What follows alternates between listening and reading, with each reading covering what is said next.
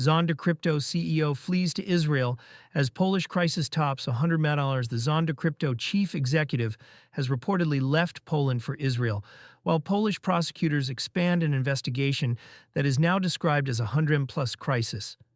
The update was flagged early Friday by Wu Blockchain, citing reporting from the Polish outlet Onet, and follows the earlier disclosure that prosecutors were probing a 4,500 BTC wallet linked to the exchange.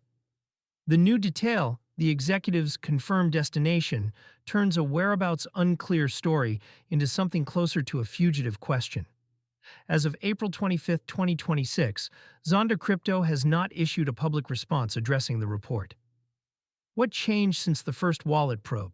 The earlier reporting placed the Zondacrypto CEO out of reach of Polish authorities and centered on a single Bitcoin wallet of roughly 4,500 BTC.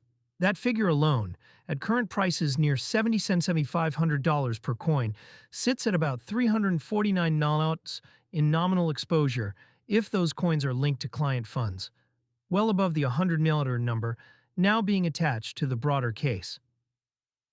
The 100 million plus crisis framing, attributed to Onet, suggests prosecutors are looking past the single wallet at fee revenue, balances on the platform, and other holdings tied to the exchange or its principals.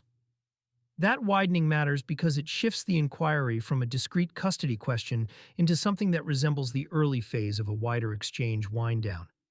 The Israel destination is significant for one practical reason. Extradition between Poland and Israel is governed by treaty and EU instruments, but Israeli citizenship can complicate surrender to a foreign jurisdiction. Whether that constraint applies here depends on the executive's status, which has not been publicly confirmed. While a Polish exchange story is a custody story, Zondacrypto is one of the better-known regional exchanges in Central and Eastern Europe, with a footprint that long predates the EU's MiCA regime. The case fits a pattern that has now repeated across multiple jurisdictions: a custodial venue with sizable user balances, an executive who becomes hard to reach, and a wallet whose state is opaque to outsiders. For depositors, the only piece of information that matters in moments like this is whether the platform still controls the keys to their funds. That answer rarely arrives on the day of the headline.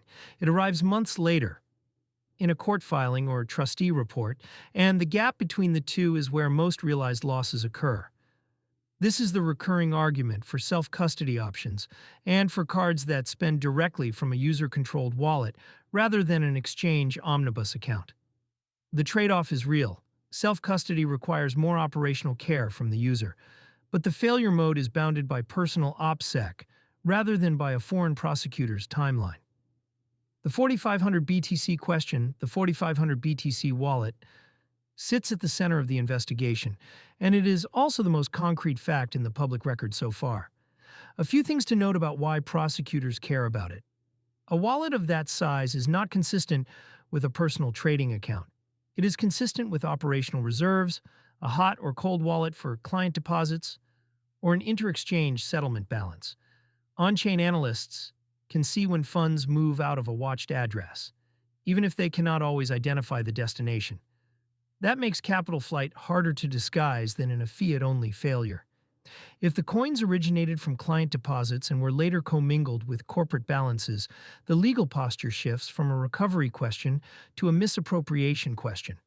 None of that is unique to Zondacrypto. The same question surfaced in the early hours of every major exchange collapse since 2022. What it means for Polish and EU users.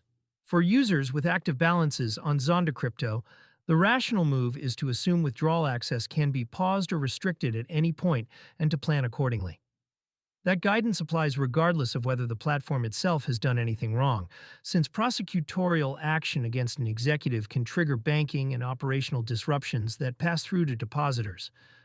For the broader EU market, this episode lands during a year when MiCA implementation is forcing platforms to choose between full licensing and exit. Cases like this give regulators a fresh reason to tighten supervision on operational segregation of client assets, which has been a quieter but more consequential debate than the headline licensing fights.